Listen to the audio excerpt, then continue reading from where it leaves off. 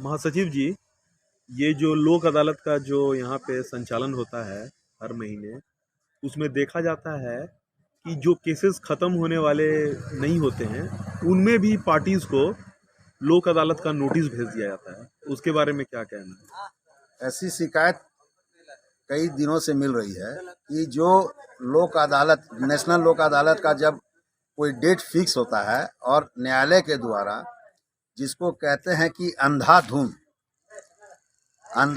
Notice भेजने का कार्य किया जाता है और नोटिस भेजने के बाद में बतलाया जाता है कि 40,000 50,000 केसेस का निष्पादन इस लोक अदालत में होगा।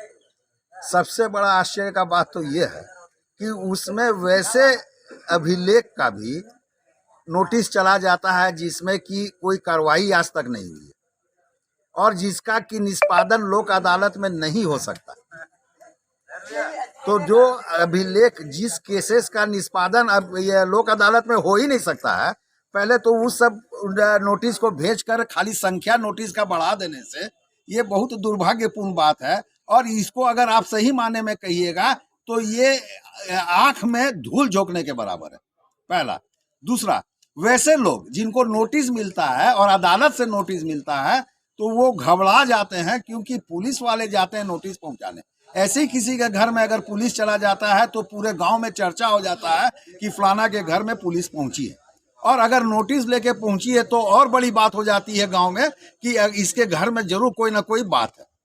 तो इस सब बातों से हम लोगों को बचना चाहिए। जो जायज केस है, जो निष्पादित हो सकते हैं लोक अदालत में, वैसे ही केसेस में नोटिस होना चाहिए। और सबसे बड़ी बात कि अगर वैसे केस में जो नोटिस जा रहे हैं और जो वकील आते हैं, जो विक्टिम आते हैं यहाँ पे, उनको आने जाने में हजारों हजार रुपया खर्चा हो जाता है। आप यहाँ पे वैसे वकील को बुलाने का काम करते हैं जिसका कि आप निष्पादन करना चाहते हैं, केस घटाना चाहते हैं, लेकिन उसके घर में बोझ बढ़ जाता है। महिला अगर कोई है तो पूरा परिवार उठ के आता है, जो 5,000 10,000 रुपया खर्चा होता है, गाड़ी बुक करके आते हैं, उन लोग के लिए वो मेला का जैसा कोर हो जाता है। घर वाले लोग जो है विक्टिम के साथ में मस्ती करने चले आते हैं। तो इस सब चीज से बचना चाहिए और वैसे ही केस में नोटिस निर्गत होना चाहिए, गिनती के लिए नहीं होना चाहिए, जो केस वास्तव में लोक अदालत में निष्पादित हो सकते हैं। ये मेरा कहना है और मैं आग्रह भी करूंगा न्यायिक प्रक्रिया में और न्यायिक पदाधिकारियों से कि इसकी भरपूर ख्याल रखें और फालतू केसेस में अगर नोटिस जाता है तो नोटिस भेजने वाले पर भी कार्रवाई करें। और इसमें ऐसा है कि अधिवक्ता से कंसल्ट करके अगर भेजा जाएगा तो आपका ओपिनियन क्या है इसमें?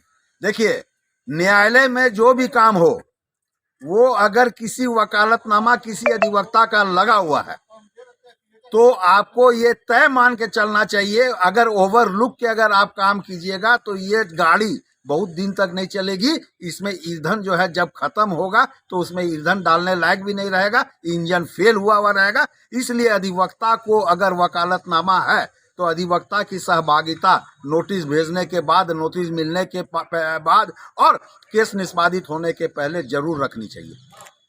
अच्छा महासचिव जी, एक प्रश्न और था कि बहुत सारे केसेस जो लोक अदालत में खत्म हो सकते हैं, उसमें जो सूचक रहते हैं वो बहुत दिनों से कोर्ट आते हैं, उनमें बहुत सारा खर्च होता है और उनको दबाव डालकर केस खत्म करने के लिए कहा जाता है। इस बारे में क्या कहना है? देखिए, न्यायिक प्रक्रिया में दबाव शब्द तो होना ही नहीं चाहिए।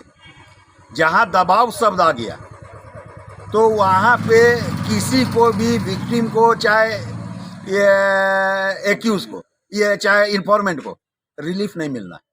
दबाव मतलब हमारे सीआरपीसी, आप आईपीसी में देख लीजिए, दबाव का क्या अर्थ लगाते हैं। दबाव मतलब हो गया कि किसी को जबरदस्ती कोई काम करवाना। जबरदस्ती जहां शब्द लग गया तो मैनिपुलेशन हो गया, और मैनिपुलेशन हुआ तो उसमें दफा लग गया।